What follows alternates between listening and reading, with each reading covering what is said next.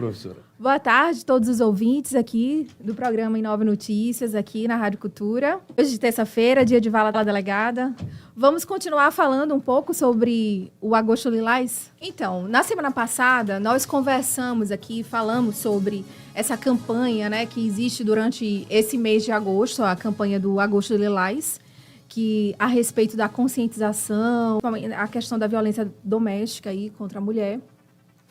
Conversamos sobre os tipos de violência, já que muitas vezes as pessoas elas acham que quando a gente fala e toca nesse assunto de violência doméstica, nós estamos falando apenas da violência física, né? Então, nós conversamos falando sobre os outros tipos de violência, a questão da violência psicológica, a violência sexual, a violência patrimonial, a violência moral também. Explicamos a respeito disso, né? Para que as pessoas, principalmente as mulheres, elas, a partir desse conhecimento e se reconhecendo, né, vítima de algum desses tipos de violência, que elas procurem ajuda. E daí, hoje nós vamos continuar com esse tema, falando a respeito do ciclo de violência. A partir do entendimento desses tipos de violência, a gente precisa também compreender que a violência doméstica, essa violência que começa ali, às vezes, de uma forma mais sutil, a partir de xingamentos, por exemplo, e ela vai evoluindo, que geralmente o que acontece? Acontece um ciclo dessa violência, que ele vai se repetindo no decorrer dessa convivência e dessa relação dessa mulher com esse agressor. Inicialmente, esse ciclo ele tem 3 fases, que dá bem para você perceber em que momento do ciclo você está. Geralmente, ele se inicia com a fase de tensão, como o próprio nome diz. É aquela fase ali do tensionamento, em que começam aqueles xingamentos, aquele empurra-empurra, aquela gritaria, aquelas reclamações. Muitas vezes a mulher acha ali que... Às vezes a mulher acha até que ela fez alguma coisa errada. Às vezes a mulher acha que ela não cozinhou direito, que ela não cuidou bem dos filhos... E fica achando que é normal, aqueles xingamentos, que às vezes as mulheres elas vão ali naquela relação, ela vai encontrando desculpas para justificar aquela atitude daquele marido, às vezes, agressor. Ela acha que ela está fazendo alguma coisa de errada para estimular, que é, por exemplo, ou então que o marido está passando por algum momento ali de problema no trabalho, por exemplo, ou às vezes está desempregado e por causa disso está com a paciência curta, né? Então, ali... E aí vai aquilo se normalizando naquela relação. Essa violência, ela vai aumentando, até que chega um momento que o que era ali, aquela gritaria, aqueles xingamentos, aquele empurra-empurra, tal, aquilo ali, ele dá um passo a mais e chega, de fato, a fase da explosão, que é quando esse marido ele termina, como o próprio nome diz, ele explode.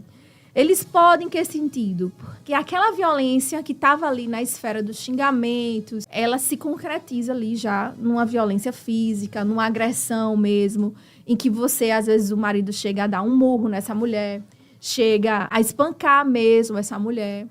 Essa fase, nesse momento, muitas vezes, essa mulher toma coragem de fazer alguma coisa, porque ali ela tá vendo, né, que foi agredida mesmo. Muitas vezes a mulher, na hora ali da emoção, já sai correndo, já grita, já vai na casa de um parente, vai na casa de algum amigo, procura a delegacia e começa ali a sair da esfera da intimidade do casal e as pessoas de fora começarem a conhecer que aquilo está acontecendo. Geralmente, essa mulher, às vezes, ela diz que quer se separar, diz que não quer mais, vai na delegacia, tal. O que acontece? Aí entra uma outra fase, que é a fase que é conhecida como a fase de lua de mel.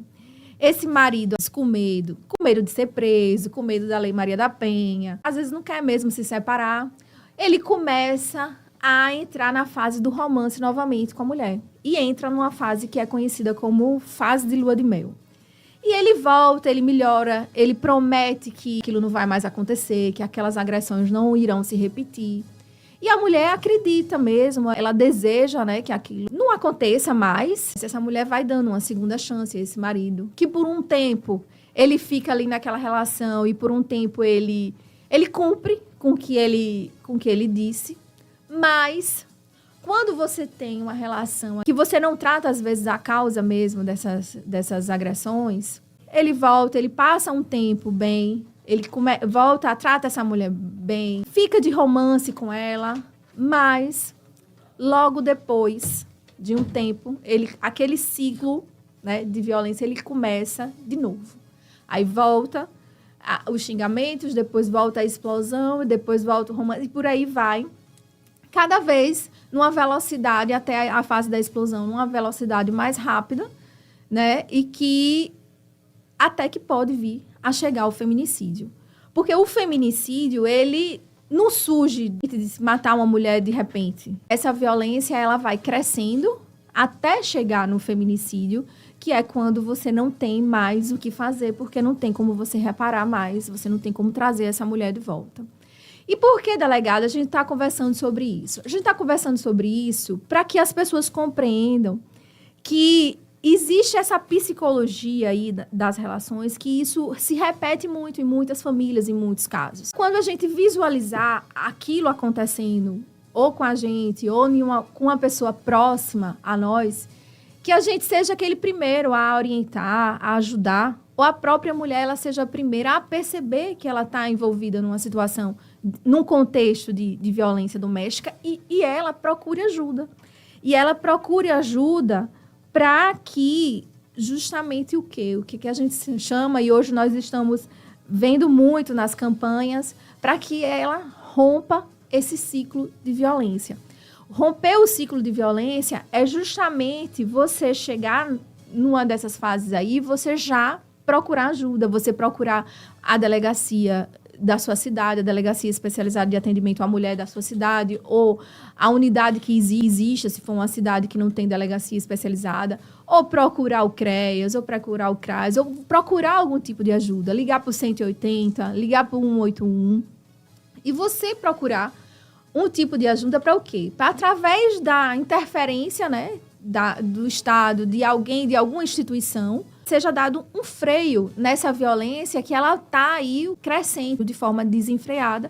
Então, geralmente, o que acontece? Quando a mulher denuncia, quando a mulher tem coragem de falar e denuncia, e esse homem ele é chamado pela justiça, pela polícia, na grande maioria das vezes, a gente visualiza romper esse ciclo de violência que ele vai se repetindo na vida dessas mulheres que terminam chegando ao feminicídio.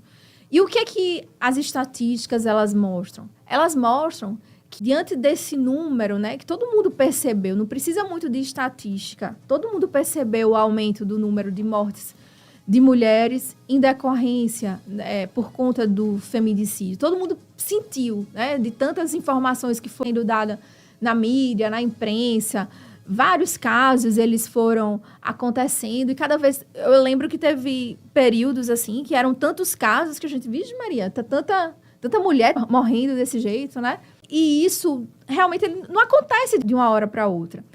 Mas a grande maioria dessas mulheres que chegam a ser vítima do feminicídio, elas não procuraram ajuda.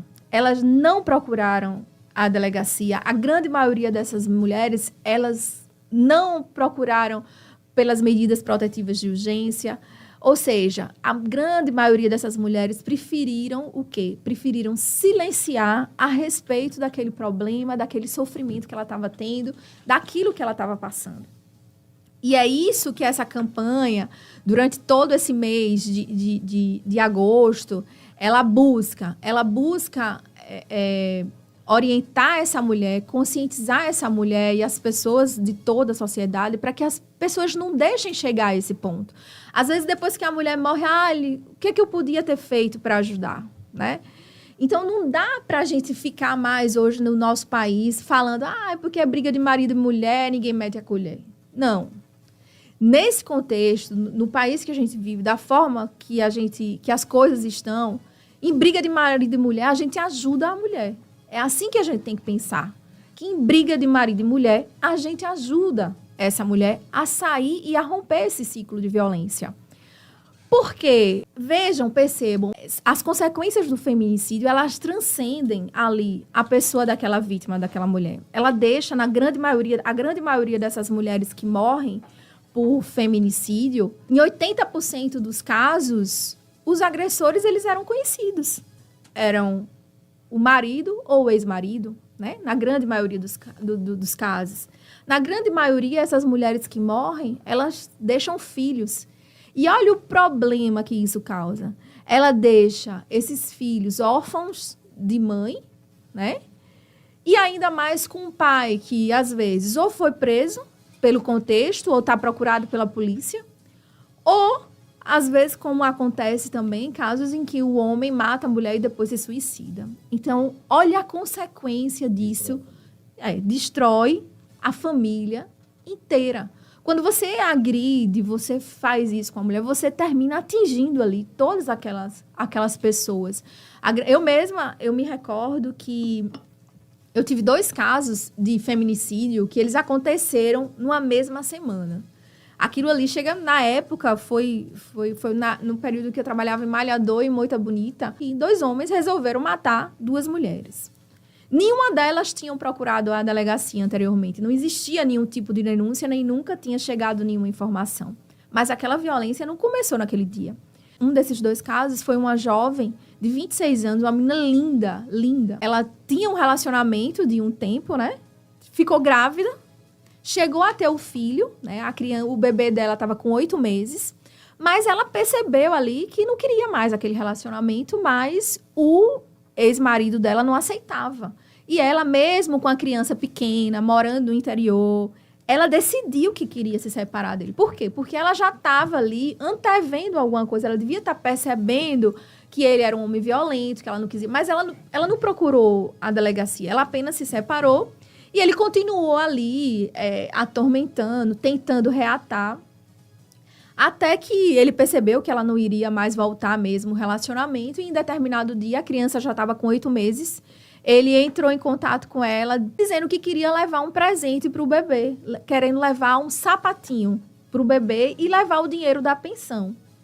Ela, acreditando que ele estava melhor, que ele já estava aceitando a separação, aceitou recebê-lo em casa. Ele foi na ideia de que ou ela voltava ou ela morria.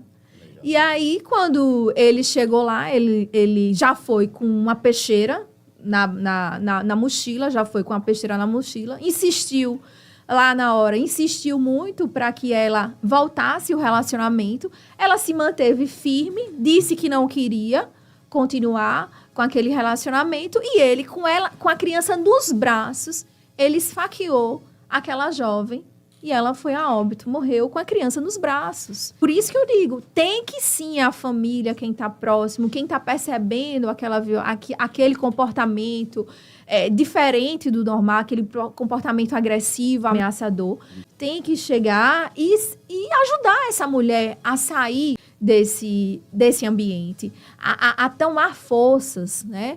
Por quê? Porque, a depender do contexto, na delegacia, a mulher pode ser, inclusive, encaminhada pode ser determinada pela autoridade policial, uma proteção policial. Essa mulher pode, a depender do grau da ameaça, de risco de vida que ela esteja passando, o delegado de polícia pode encaminhá-la para uma casa-abrigo, por exemplo, que é um local seguro, que ela vai poder ficar ali por um período, sendo protegida, amparada ali pelo Estado, até que ela retome, que ela possa ter novamente as condições de voltar ao lar, né? É aquele tempo ali para que a polícia, a depender do contexto, prenda aquele agressor e com isso a polícia e a justiça consiga dar um freio a essa violência ali que está crescendo na relação. Muito complicado, a gente às vezes se omite e o que poderia ter sido feito. O Sargento Moraes aqui comentou a respeito dos vizinhos. Muitos casos, os vizinhos denunciam, a polícia chega. Às vezes você não sabe, mas ali, às vezes, você está impedindo mesmo daquela violência chegar ao extremo.